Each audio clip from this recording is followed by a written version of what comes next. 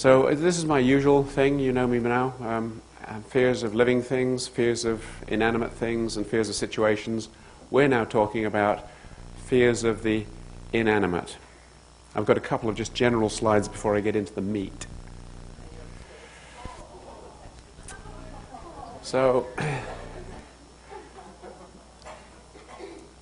this is, I remember I talked to a psychiatrist at Tufts University because I wanted to find out something a bit more in depth about fearful conditions in dogs, and his name is Dr. Richard Shader, and he's the co-editor of the journal called Clinical Psychopharmacology, and he's a psychiatrist extraordinaire, professor, head of the department, and author of hundreds of scientific articles, a very senior person. And I said, Dr. Shader, it's me. I have some questions about fear conditions in humans. You know, when you see a human who has a fear condition, how do you handle it? How do you organize it? How do you organize your thoughts? He said, we do not recognize fear as a problem in people. It is not a psychiatric condition. So my first bullet, and as he told me, which I realized, fear is a natural response to a threatening stimulus or situation. It's an adaptive behavior. It's designed to stop you from getting into trouble. So the phobic behaviors are enhanced. Some phobic behaviors, like dogs hiding in a thunderstorm, or sitting in the bath, which we're going to talk about a little bit. Whatever they do to escape the big bad, for example, thunderstorm, if it gives them some relief, they're going to do it more often.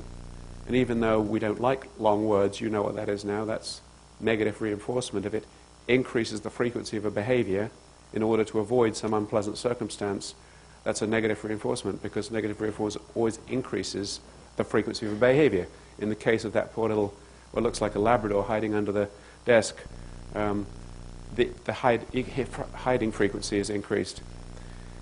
And phobias are enhanced, as I touched on yesterday, when they're paired with a neutral stimulus. So this is a little bit sort of Pavlovian, but instead of a bell, we've got a light. And instead of a food treat, we've got an electric shock. And instead of a dog, we've got a mouse. But as soon as the light bulb goes off, the animal goes into a state of fear. So we're conditioning fear in the animal. So this model is called fear conditioned startle. And I think it's relevant because it does apply in thunderstorm phobia, as I mentioned yesterday. So the treatment, first of all, like with the treatment of all fears and phobias, is you need to prevent or attenuate exposure. You've got to reduce the impact of the storm. And I'll tell you how to do that. The next thing is, back to the food treats and the positive training, you can try counter-conditioning, which means trying to change the dog's perception and behavior during the frightening event. So you need to attenuate it. You need to cut it down. Desensitization sounds, like, eh. Medication often is a helpful adjunct to the treatment of thunderstorm phobia, and sometimes the only solution. Firework phobia is a different kettle of fish to some extent. We have this comorbidity thing. So I already said to you, some dogs will have one and not the other, some have the other and not the one, and some have both. Treatment of this is pretty tricky, because when you think about it, fireworks come in all different shapes and sizes and colors, and they go up in the air and they whistle and they bang. I mean, it's just so many different ways they present. I mean, if you're going to desensitize, you really need something fairly discreet. And it's not discreet. So number 2 on my list, desensitization, is not super effective. I think, like with the thunderstorms, a safe place is a good idea. And like with the thunderstorms, some white noise, something to drown out the background, is a good idea. I have had some success with the sleep hormone, melatonin, in the past. One golden retriever who completely freaked during storms. He had the worst day ever of his life on the 4th of July. And it was one of the first times I'd ever used it. And it does have some anti-anxiety effects as well as being a sleep hormone. I had him give 9 milligrams which is 3 human doses. They come as a 3 milligram size, is one of the proprietary sizes that you can buy in CVS. Incidentally, I prefer the brand name Melatonex, which is chemically pure and is designed to sort of slow release. I don't like prescribing or eating things that come from cows' brains. I mean, maybe dogs don't live long enough to get mad dog disease or mad cow disease, you know.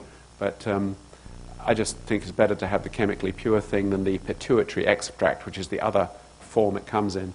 So I look out for the chemically pure one. 9 milligrams, and the dog, you know, it wasn't knocked out. It's not like a sedative. It's not like acepromazine. It would just lie, like that picture I had earlier on its bed. It's having a nice day, and you go, you could get up, you know, break an ear, walk over, drink some water. It didn't freak out. And the fact is, melatonin is not harmful. And the fact is, melatonin actually is helpful. I know a German vet who shall remain nameless, jawohl, and he himself takes 3 milligrams of melatonin every single night of his life, not to help him sleep, because as an antioxidant, it prolongs active life.